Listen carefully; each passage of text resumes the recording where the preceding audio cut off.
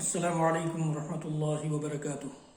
بسم اللہ الحمد للہ والصلاة والسلام علی رسول اللہ ومن تبعہ ووالاہ وبعد۔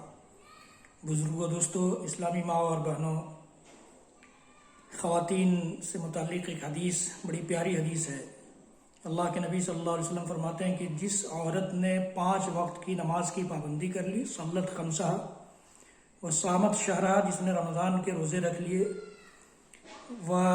اطاعت بعلہا، اپنے شوہر کی اطاعت کر لی، اور اسی طرح سے اللہ کے نبی صلی اللہ علیہ وسلم فرماتے ہیں کہ اپنی شرمگاہ کی حفاظت کر لی، وَأَحْسَنَتْ فَرْجَهَا، تو ایسی خاتون سے کہا جائے گا کہ وہ جنت کے جس دروازے سے چاہے جنت میں داخل ہو جائے۔ اللہ اکبر۔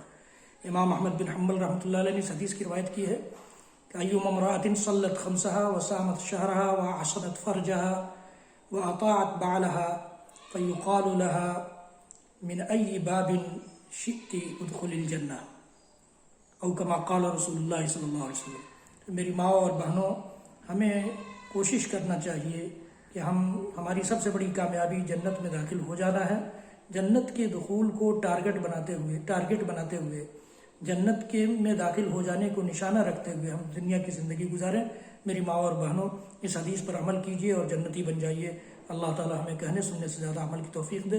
وصلی اللہ تعالی علی نبینا محمد وعلی آلہ وصحبہ وسلم، وآخر دعوانا ان الحمد للہ رب العالمین، والسلام علیکم ورحمۃ اللہ وبرکاتہ۔